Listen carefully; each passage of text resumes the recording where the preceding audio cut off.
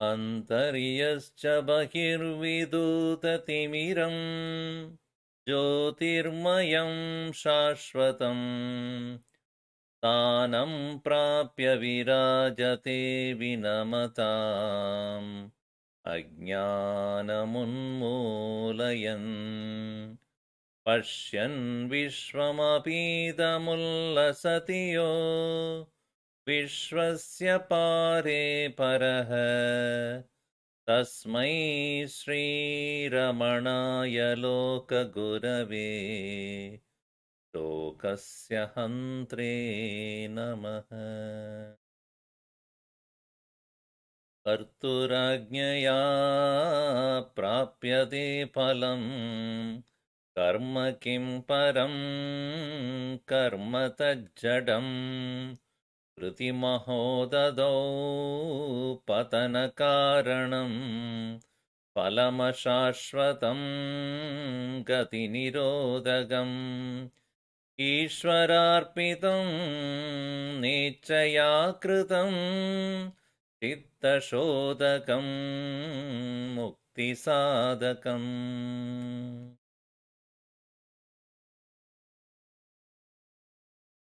We saw the first three verses on this.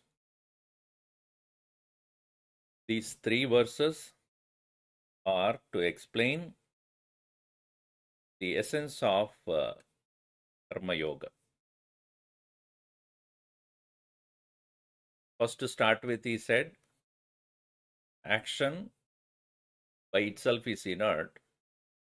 The result is always decided by the Karta, the doer, the Lord.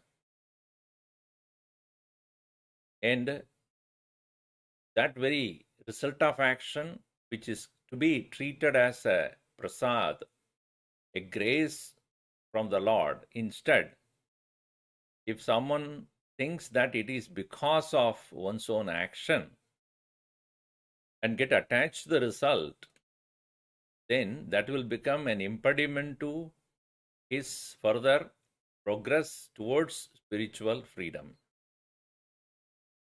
It becomes a great obstacle to fall into the trap of result of action. So, even while engaging in action, one should know, I am doing for the Lord. And consciously avoid getting attached to the doership as well as attachment to the result that will be coming out of the action. And that will become an important means to purify the mind as well as to progress towards liberation. That is the essence of Karma Yoga. Now, when he has used the word Ishvaraha, the first verse he used the word Karta, and then in the third verse he has used the word Ishvaraha. Now, the concept of God from the standpoint of a religion is different from the standpoint of uh, Vedanta or a philosophy. From the religious standpoint, God is a creator, sustainer, dissolver, etc., who is the giver of result of action, karma phaladata,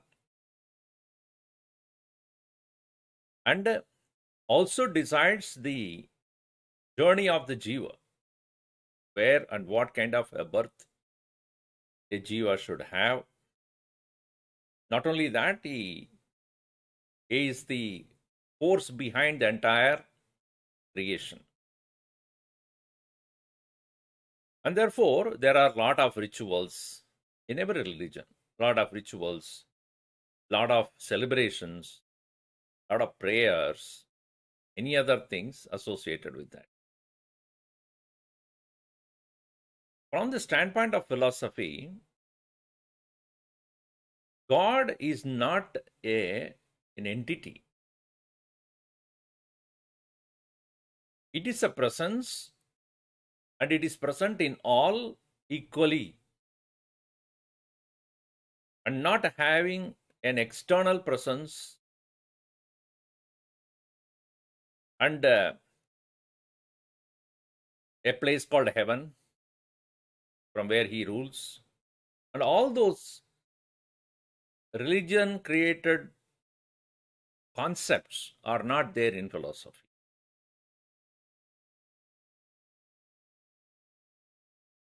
Hinduism being essentially philosophy based religion, not religion based philosophy. The philosophical ideas have to be brought into the religion. In the sense, the philosophical idea is to be presented as a religious practice. It is not that a person who is religious steps into philosophy. If that is the case, he has to renounce religion to go into philosophy, because it will oppose. The concepts will oppose each other. If God is not an external reality which has been postulated by religion, Christianity, Islam, Judaism, etc., for them to consider that it is not an external reality, dissolving that is a very difficult process. Whereas in Hinduism, from the very beginning itself, religious scriptures, they constantly bring the unity between a so-called external reality and the internal presence. If you look at a text like Ganapati Atharvashisha, Tvameva pratyaksham brahmasi, Tvameva sarvam kalvidam brahmasi, Tvam sakshadatmasi nityam. Suddenly they bring Batman here. You are Brahman. You are everything. You are my own self. The turnaround is at once. It is not step-by-step process. You have to recognize the external reality called God, so-called reality of God, as no different from your own being.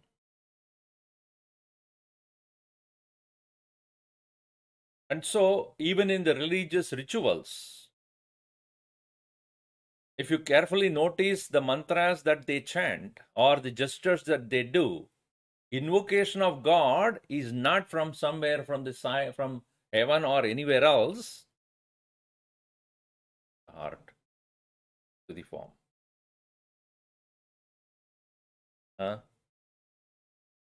Avahayami devesham adimadhyantavarjidam adaram sarvalokanam ashritartha pradayanam. When they say that, they hold from their heart to the form, saying, please come from my heart to the form. Not some from anywhere else. And then at the end of it, Tishta Tishta Parasthane Swasthane Parameshwara. Please stay in the same place. I am invoking from my heart, go back to my heart only. What does that mean?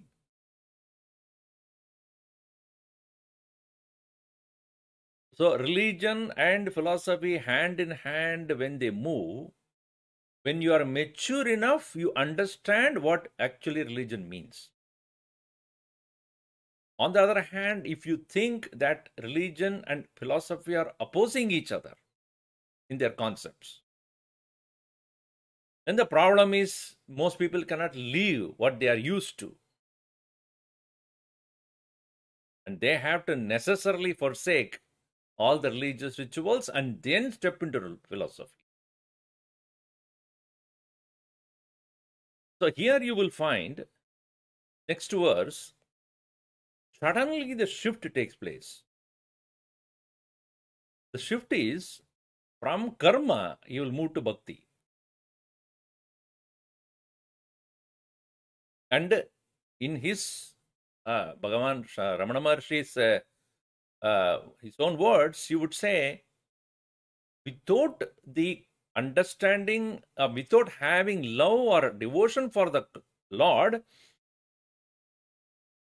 true karma yoga cannot take place.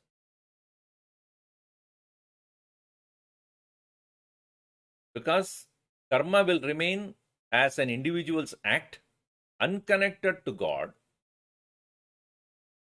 Only when he has love for God, karma will start shaking hands into devotion. Meaning, both of them will become together, are brought together. Only then such a person will transition from karma to bhakti. And karma to bhakti transition is crucial. One is external, another is internal. Bhakti is not an external act. It is not rituals you perform, japa you chant, celebrations that you observe, festivities that you celebrate, fasting and feasting that you do. They are not, that is not devotion. That's commotion. Now, the other day also I was talking about people suddenly get devotion on Mondays. I don't know how. Monday suddenly Shiva Bhakti will start. Or Ekadashi, suddenly they will have Vishnu's devotion. How is that suddenly one day will happen? It is not switch on and switch off. So it's all merely a external act of perhaps some discipline. But devotion cannot be a...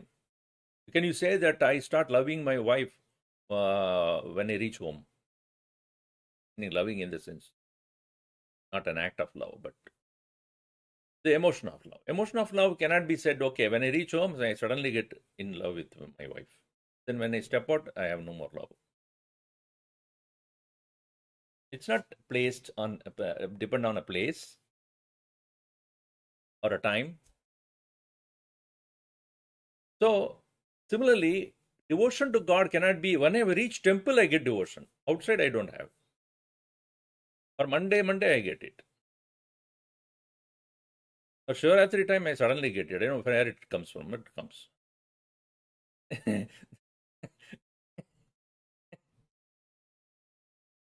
So it is unnatural, artificial, superficial, whatever you call. So an act of devotion, an act of worship cannot be considered by itself as devotion. So Bhagavan here, Ramana Maharshi, begins by saying it involves kaya, vag, mana. Body, mind, speech, body, speech, mind, in the gross to subtle form. One has to recognize the importance of love for God. So we read the fourth verse here. Kaya vang manah karyamuttamam.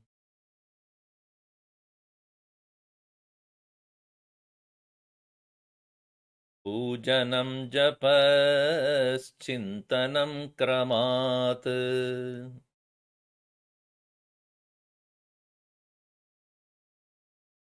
Kaya vang manah karyamuttamam. Pujanam japas chintanam kramat. Kramat uttamam. Kramat. In that very serious, or in this, what do you call that? This order. In this order, uttamam bhavati. Meaning, kaya karyam pujanam, vakaryam japaha, manakaryam chintanam. In this way, in this order, kramat, uttarad uttaram kramat uttamam bhavati. So, meaning,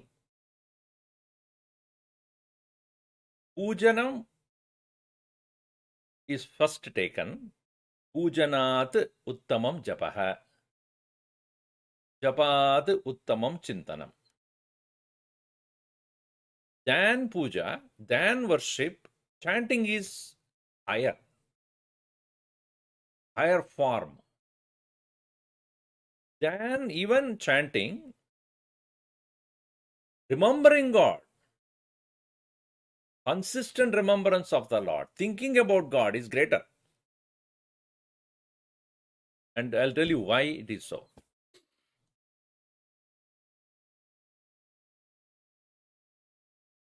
So, kaya karyam pujanam. Kaya means physical body as such. And when a person engages in worship of God with a particular form, with all the various associated materials like flowers, water, chandan, agarbatti, diya, chanting mantras, offering various prasad.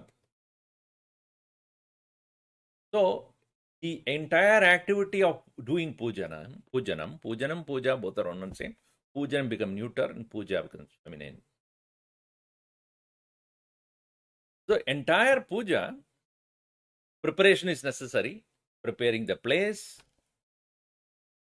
and having the deity, if it is a picture or if it's a form, then doing the abhishekam when required. If the form is there, then you have to clean it up and then dress it up, do alankar, chandan, kumkum, all that entire process. It's called 16-step process. It is similar to you taking shower, right? It's a process. First of all, you have to remove the clothes that you have. Brush your teeth, cloth is removed. Step into the shower. Take the shower. Dry yourself up. Come to the dressing table. Put on the clothes. Layers of things you put. Then afterwards, chandan, kumkum, whatever. Then comb. It's a step. And before you step out. In the same way, treating Bhagavan like a being, a person, a living person, whose form I worship. And essentially, he is from my own heart. But since I cannot worship it there as such with these kind of steps, so I can easily identify with him when he has a form. So bring that into the form. Asmin bimbe Ganapatim dhyayami. Asmin chitrapate Ganapatim dhyayami. Whether in the picture or in the form, I now meditate upon a form of God, the God which I would like to worship. Once you brought the Bhagavan into that form, then do all the process of cleaning and decorating and all those things. And if for each step there are mantras, you chant and preparing the material that you want to offer. So entire process involves, body is involved, speech is involved, mind is involved, external objects are involved. So you have a maximum support to do that particular act of worship. When you have a maximum support, the disturbances are less. Isn't it? When you have maximum number of faculties of yours are engaged in an act, concentration is not necessary that much because all are involved. It's like a four-wheel drive. A four-wheel drive, you don't need balance. It'll stand by itself. You don't need to balance it. It's like a car. You don't need to balance. You just already balanced very well. Four wheels are there. So when you are doing puja, you have maximum support from your body and speech and mind and sense organs, external objects. So it is easy to start the process of devotion to God by doing puja. Now, what is the connection between Karma Yoga and here? Because earlier verse has said, Ishvara Arpidam Karma, right? Action offered to God. Now, action offered to God, what does it mean? Now, if I am working in my workplace, doing my regular work as a manager or a project manager who is taking care of a project, and there are many people who are under me, and then I have to tell them what their roles are and how to take care of their particular responsibility. Where does Bhagavan come into this? Many people ask this question. Swamiji, I want to offer everything to God, but where is He to offer there? Because I am only dealing with people who don't listen to me. Where is the question of me offering to God? So what happens is, we forget, conveniently forget. That is the reason why we say, Bhagavan, I forgot you, I'll come to the temple. Because in my workplace, I can't remember you.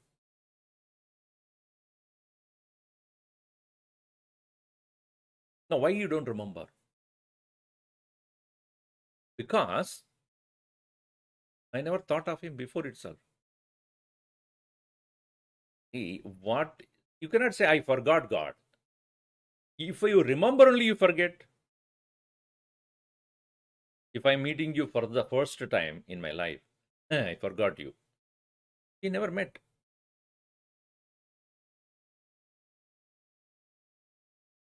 I say I forget God only when I have done an act of remembering Him before, knowing Him before.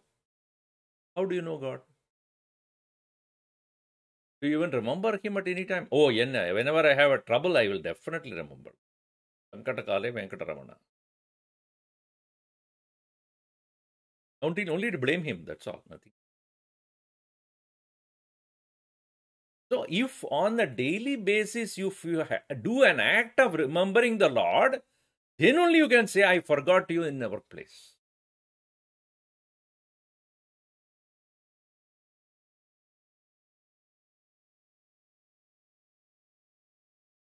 That is why it is said, once you forget your wife's birthday, forever till your end of life, you will remember it. Because the punishment is so heavy. Bhagavan very patient. He doesn't do such. So here, on a daily basis, if you have remembrance of the Lord, then forgetting is possible.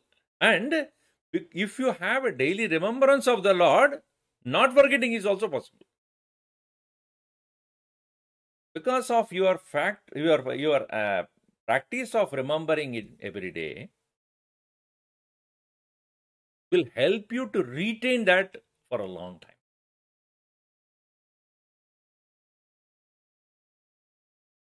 Because let us say that if you are having a habit of doing the puja every day morning, first thing, then previous day you have to remember. Oh, I have to keep that ready. I have to keep the flowers ready. I have to keep the altar ready. I have to keep the alarm. Because I have to get up and do before I go to work.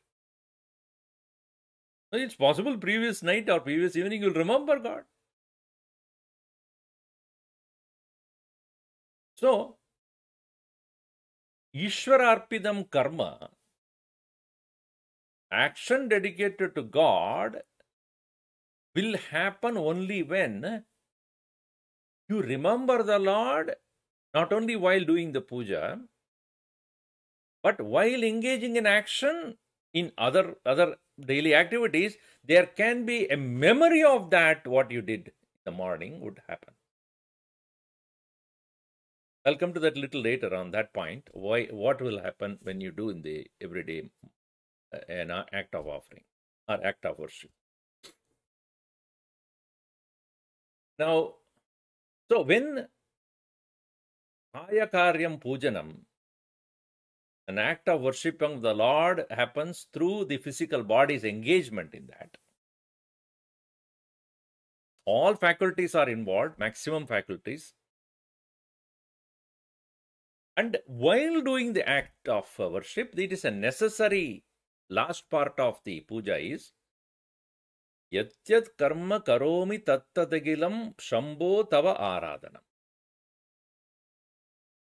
Whatever I am going to do, O Lord, I will be offering to you only. This you is a part of the puja. At the end you say that. Kayena vacha manasendriyarva, which you all know, hopefully. Karomi yatyat sagalam parasmai narayana iti samarpaya. Now that statement is, if you really understand the statement, whatever I am doing as an offering to the Lord. That you stayed there at the end of the puja. And if you remember the meaning and then do it, then while you are acting in the world, you'll remember that. I told Bhagavan that whatever I am going to do, I'm going to do it in your name.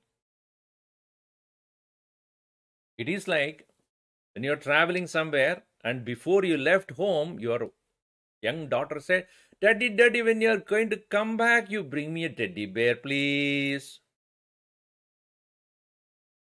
Now, if you really love the kid, when you are in the airport, you remember, oh, yes, I told her, will bring, she asked me for. So you run to the nearest toy shop and get. Why? You gave a promise. Will bring. The same way, when you are promising to the Lord that whatever I do, I will remember you to do and do it. If the love for the Bhagavan is same as the love that you have for your own child, then obviously you will remember even while doing an action. Doing any action.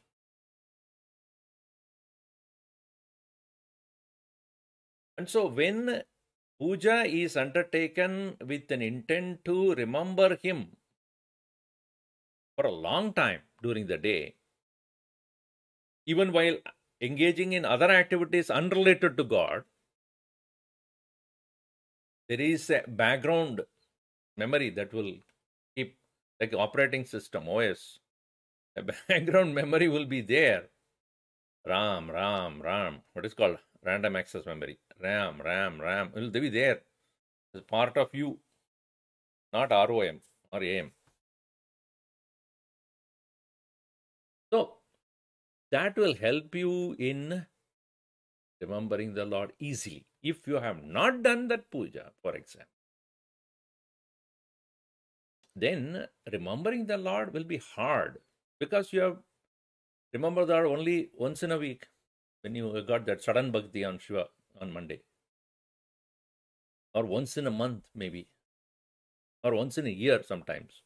Vaikuntha Ekadashi, suddenly everybody becomes aware of God. And afterwards, next year only. Then it will not. Then it will not come to you. Now, having done the puja, there is a next step which is superior to this is japa.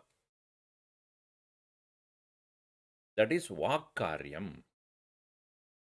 Exclusively by the speech, and there is a participation of the mind also.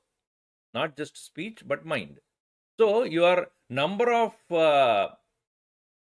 faculties involved has become less because body is not involved here. When I say speech, of course, speech is coming from the body, no doubt, but physical activity is not there. So, you have reduced the number of faculties involved in the process to 2, mind and speech. It is like driving a 3-wheeler or 2-wheeler. 3-wheeler is only in India, you could see. Auto, it's called auto rickshaw. Auto rickshaw is a kind of a vehicle where auto, nobody drives it, it goes by itself. Auto. Even the driver doesn't know how it goes. His intention is only about keeping the first wheel in place. Second and third, he never cares, it will come. Where there is a wheel, there is a way. That is his philosophy.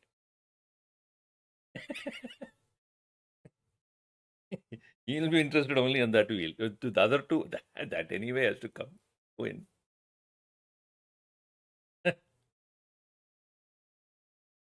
So the balance is much lesser than the 4-wheeler. It can topple easily. Or 2-wheeler, think about it. You have to give balance. It cannot stand on its own. Why 2-wheelers cannot stand on its own? You know that, no? I am good at very poor jokes. I will give you. They are too tired. Anyway, those who get it, get it. So, balance you have to give.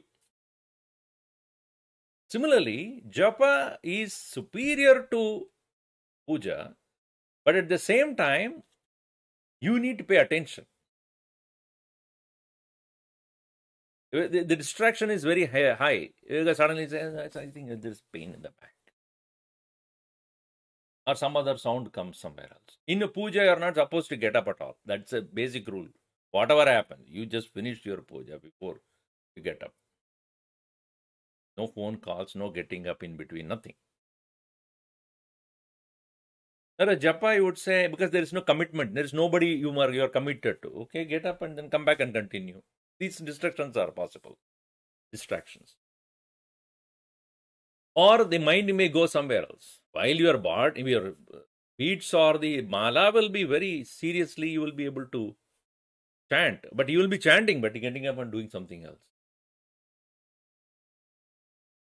So, the number of faculties involved being less, the possibility of distractions are more, and therefore, you have to pay more attention. So, the graduation from puja to japa is what is prescribed. Finish the puja, as a part of that, start your japa, because you are in front of the Lord already. You will be able to focus. You are addressing him or her. That form in front of you.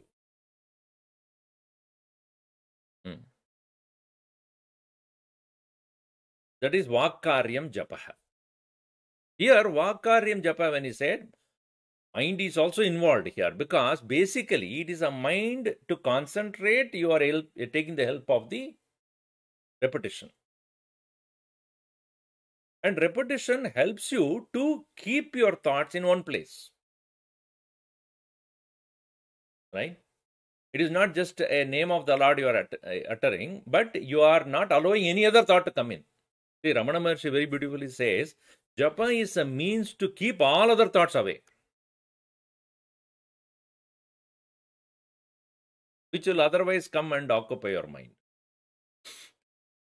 Left to itself, mind will think about everything in the world, including what had happened 25 years back, not only yesterday, or anxiety about tomorrow. It can remember anything and everything because it keeps on chewing on that. Unpleasant or pleasant. So japa is a method of making sure the mind is not running out anywhere else. It is given a job of continuously keeping itself occupied with the Lord's name. And if you have a form in front of it, it is well and good. Gurudev used to say, japa is like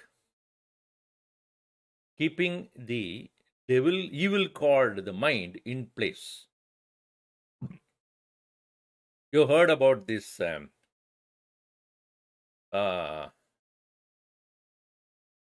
what is it called?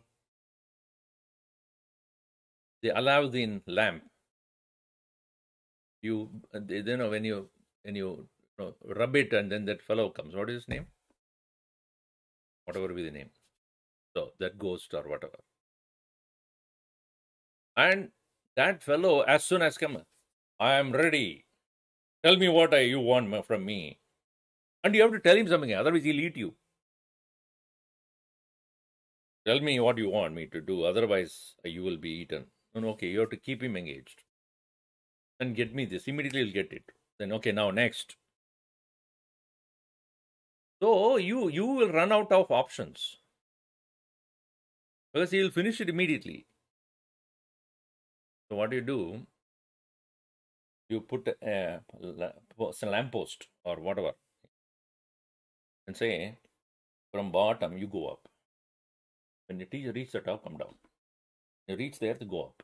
Keep doing that. And so you are left, you will keep busily doing that and you can do whatever you want to do. I used to give that example. That is to keep your mind occupied. But real purpose of the pujanam as well as japa is chitta ekagradhartham, ekagryartham. Chitta ekagrata means one-pointedness of the mind. Single-pointed attention. Chitta ekagrata siddhyartham. Want to put. To obtain the one-pointedness of the mind. So, when vakaryam japaha, engagement of the speech in chanting the name of the Lord, along with the mind's attention in whatever you are uttering as the name of the Lord, listening to that sound, perhaps remembering the form of the Lord and nothing else. And if you practice that, you will find how effective is this simple act of japa for keeping your mind not only calm but extremely alert. The alertness of the mind is only when it doesn't move from the object of attention.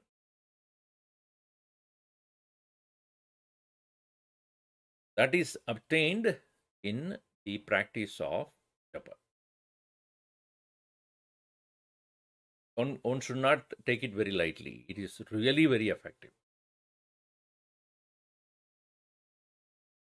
And than japa, chintanam, contemplation. Graduating from merely chanting the name of the Lord, keeping the mind occupied with that, proceed on to the next step of Inquiry into the nature of the self. Inquiry into the nature of the presence of awareness. Inquiry into the nature of the chanter. Inquiry into the nature of the mind. That requires only the mind. No body involved, no speech involved, no other sense organs are involved. So you are reducing it to one now. It's like a one-wheel drive. You have seen one-wheel drive? You might have seen in the roadside shows, maybe in India. On the rope, one wheel, or a person walking on the rope. You need to have a stick or something to balance, but extreme attention. You cannot take your eyes anywhere else. You have to pay attention to that only. If you pay anywhere else, it will fall. Or even single wheel drive. You have to make sure that your balance. And so in the practice of Chintanam, the faculties being very less, reduced to one, the possible disturbances are very high. But because you prepared yourself to that point, Chitta Ekagrata, one-pointed attention leading to one-pointed contemplation. When I say one-pointed contemplation, what we mean by that is going to the very source of thought.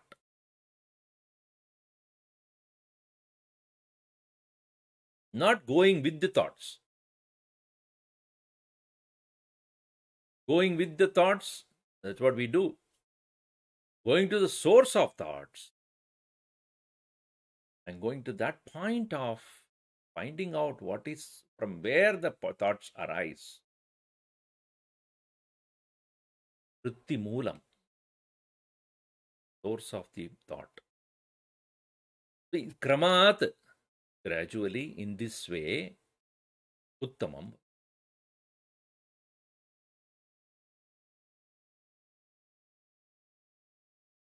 Ayavangmana karyamuttamam pujanam japaschittanam krama. In the words of great masters like Ramana Maharshi, no word is redundant. Every word has a particular reason why they are there. They put it very precisely.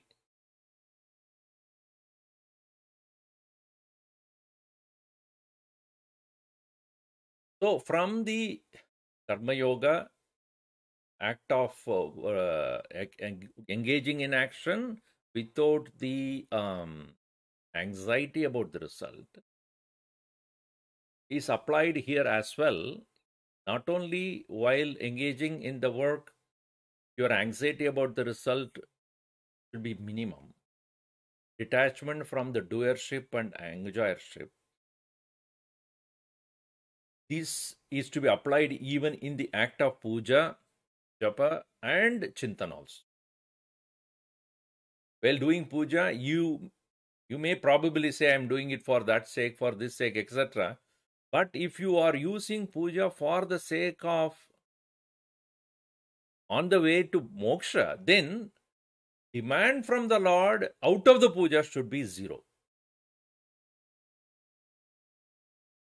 Kshema, Stairya, Virya, Vijaya, Ayuhu, Arogya, Aishwarya, Abhivrtirtam, Samasta Mangalavaptirtam, Samasta Durshapadirtam, Sadguruprasadirtam, Mama Kutumbanam, Kshema, Stairya. If you go on like that, Bhagavan says, oh bhai, karo no. कितना चाहिए आपको? ईश्वर प्रीत्यर्थम कर्म करोमि. Bas, finished. For your Lord, for your love for you. That's all I need. That's why for which purpose, or for that purpose. So your puja also can be an unselfish action. And it should be unselfish if you want chitta shuddhi, purity of mind. If you have a big demand list and then do it, at the end of the puja, you will not be ready for japa. Because at the end of the puja, I hope, Bhagavan, you listen to what I said. I put a huge list. I don't remember whether you remember or not. I don't know whether you know what I want. Similarly, japa should have no other result other than one-pointedness. Don't say, I said 108 names, Bhagavan, your name, hope you do something about it. So don't have any personal agenda in doing the japa also. Because only then you will be ready for chintanam. Otherwise, chintan will be about what you want out of it. So when there is no personal wish about, after performing the puja or japa, then only the mind is calm and serene and quiet, one-pointed, alert. And such a mind alone can go to inquire into the source of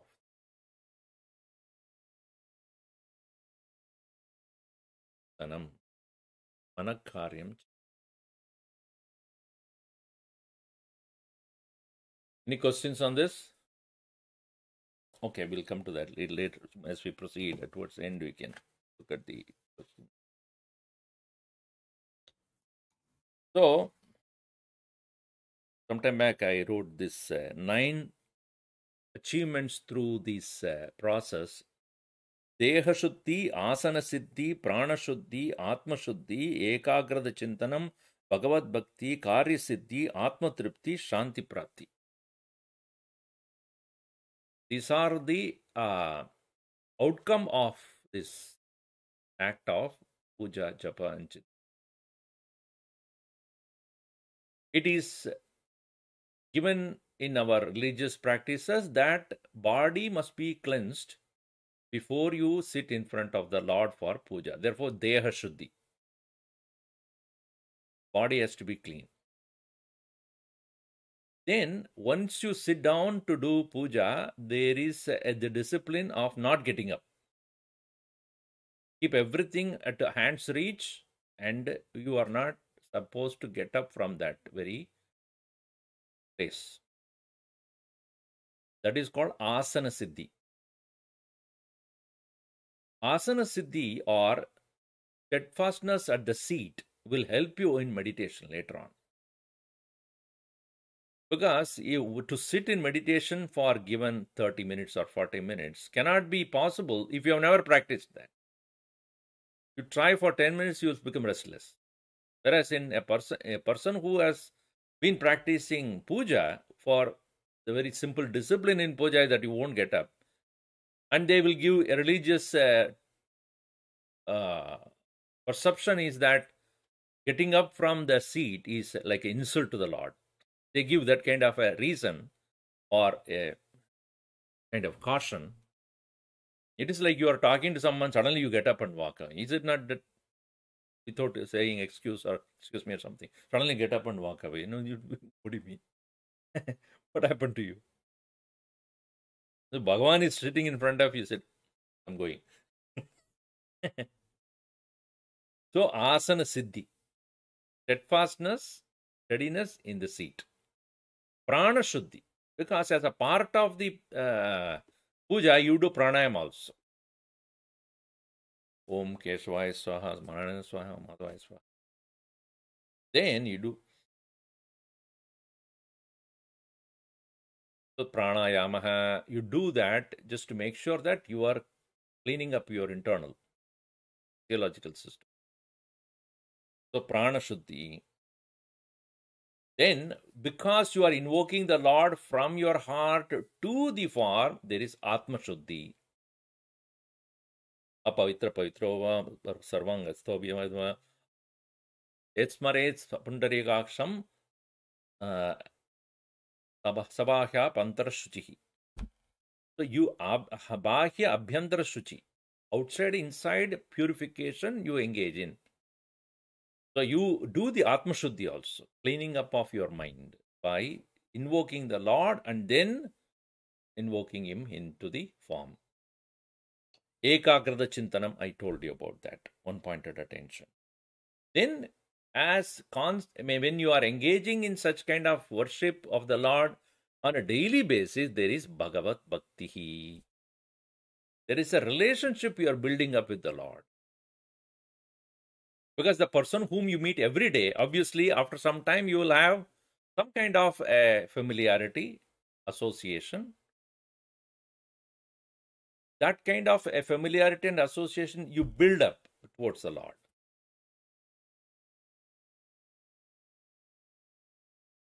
Because sometimes, people, when they invite me home, their home, first thing I will do is, where is your puja? Take me to your puja.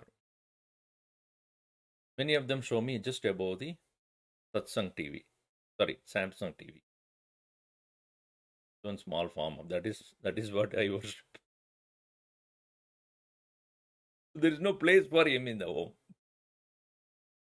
Poor thing. He has to sit in one corner. So when I go into the worship room of the house, even if it is small, first thing I notice is whether they did the puja at all or not. Because if they have not done the puja, obviously it has no relevance to anybody there. It's just a picture or form there. So that means they have not built the relationship. See? So relationship building with the Lord takes place only on there is a daily worship of the Lord. So Bhagavad Bhakti.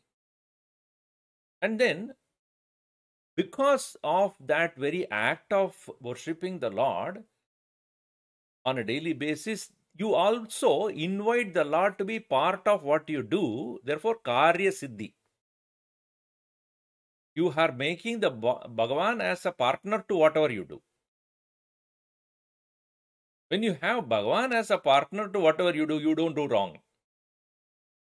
I'm planning to kill Bhagavan, be with me.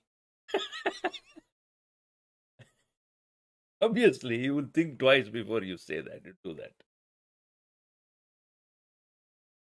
Karya. Then Atma Tripti.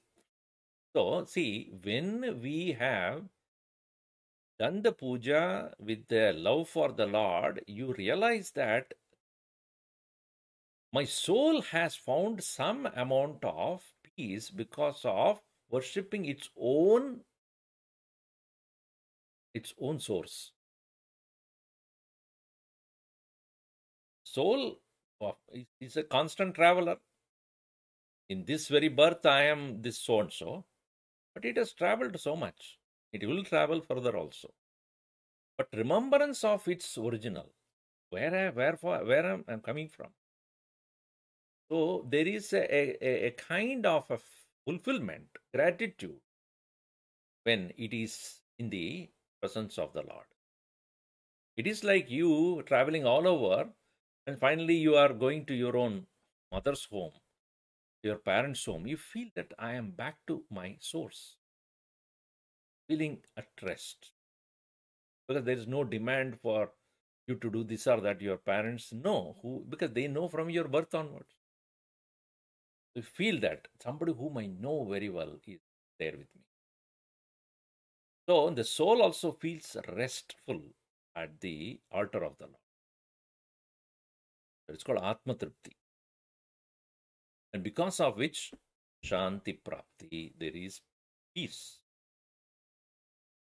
When there is no demand, there is certain inner quietude, calmness. All right. So, these are the various aspects of practice of devotion to God through body, pujanam, through speech, japa, and through mind, chintanam. Kramat uttamam bhavati. All right.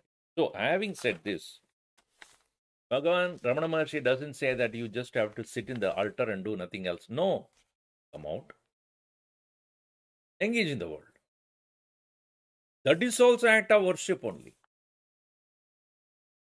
And the Bhagavan or the Lord whom you worshipped in an altar in your own home, in a form, is every form, uniform. He is not just a one whom you worshipped in a particular conditioned form, but is also the very support and substratum of the entire universe. Therefore, in the next verse he says, Jagad Ishadhi Yukta Sevanam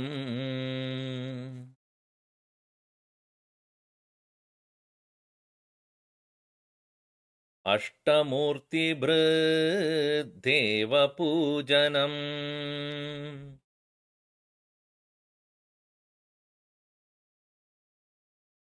Jagadayishadi Yukta Sevanam Ashtamurti Deva Pujanam. Sevanam Pujanam. Service is worship. Sevanam eva pujanam. Now, Sevanam meaning service, seva. Service should be rendered to the one who needs it.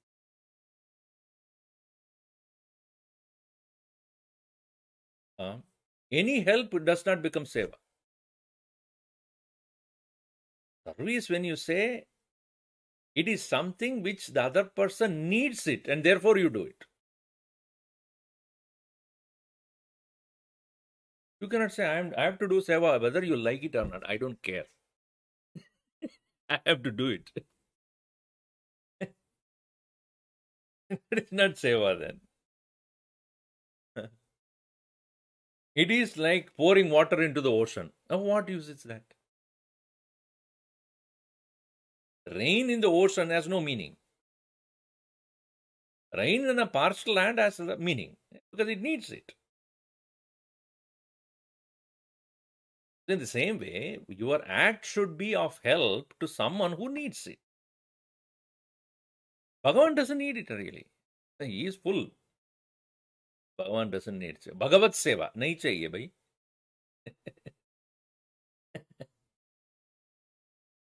भगवान के लिए क्या सेवा करोगे तुम? भगवान नाम के साथ आप, वो भगवत सेवा. The name of the Lord you do the work. Then it is Bhagavat. In Kerala, during the season of this Ayyappa, this Sabrimala, they do a lot of Bhagavat seva. All that they do is 14 varieties of food they eat. Bhagavat. All that they think about is what is aviyan, kalan, olan, rice, sambar, this, pappadam, that. That's all they think. Bhagavat seva.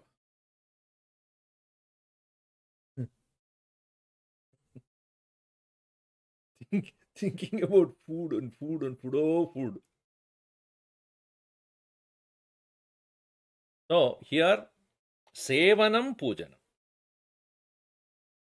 Deva Pujanam, what you did in the temple or in the altar of your own home is Kaya Karyam, no doubt, physical activity. But Deva Pujanam as a seva is when Jagad Ishadi Yukta Sevanam. Di Yukta Sevanam. Di means Buddhi. Buddhya, by the Buddhi, by your understanding, Jagat Ishwaraha iti Buddhya, Jagataha Sevanam, the service to the world with Isha Buddhi. Jagat, the very world, is none other than He, the Lord. In what way? Ashtamurti Brut.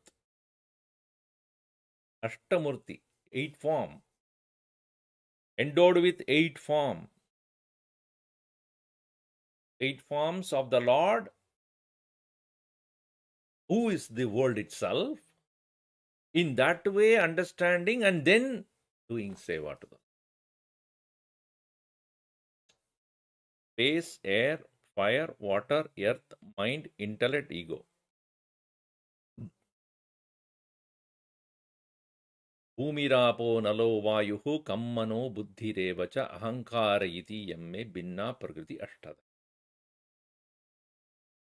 Bhagavan Krishna says, my eightfold apara prakriti is bhumihi, apaha, bhumirapo, anilaha, bhumihi, earth, apaha, water, anilaha, fire. Sorry, analaha, fire, anilaha, air, kham, space, manaha, mind, buddhihi, intellect, ahankar, ego. This is the eightfold form of the Lord, which is matter. Sorry, all these are all together is matter. So, worshipping of Ishvaraha as expressed in the form of Bhagavan, expressing in the form of the eightfold matter.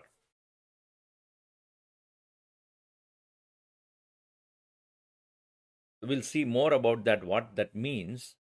But the eightfold matter, which makes the world,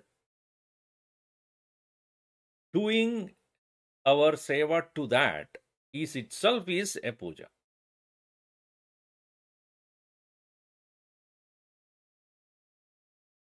Now, when it comes to the act of service, most important thing that one must remember is, I'm given the opportunity to serve the Lord, not that my serving of the Lord is helping God. Even as you are helping someone for whatever that person requires or a community that requires your help, your attitude should be, I am given this opportunity to do this. Not that because of me they are going to be better. If you have that kind of an attitude, because of me somebody is going to be better, then that is not seva. That will only be ingredient that will fuel your ego. And you feel self-importance. And you need respect and reverence and attention when being noticed, being congratulated. All those expectations will start. And if when that expectations are not met, you feel very miserable, unhappy, irritated, and you will stop doing it. Right? Nobody cares about it.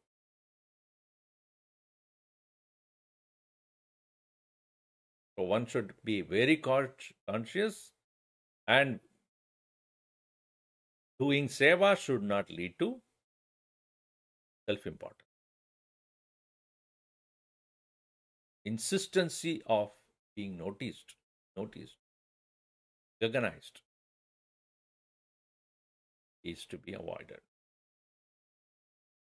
That is why I said, in the beginning of the day, when an individual begins the day with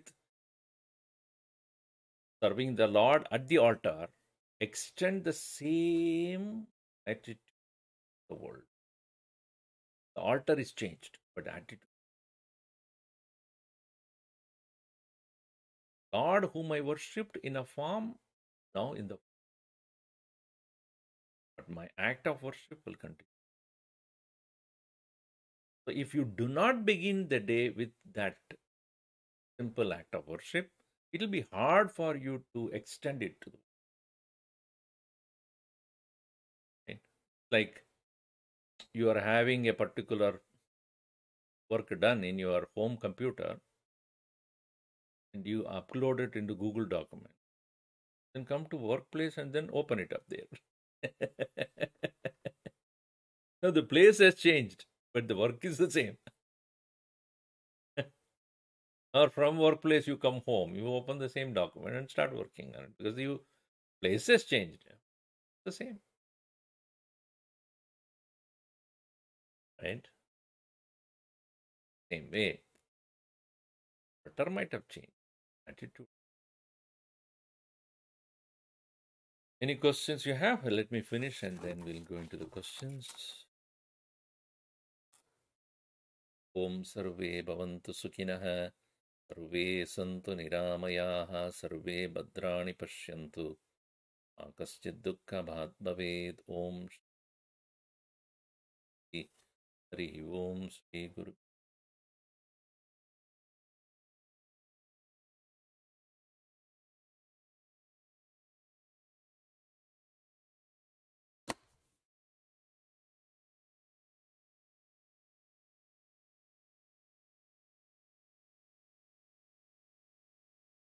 Yes.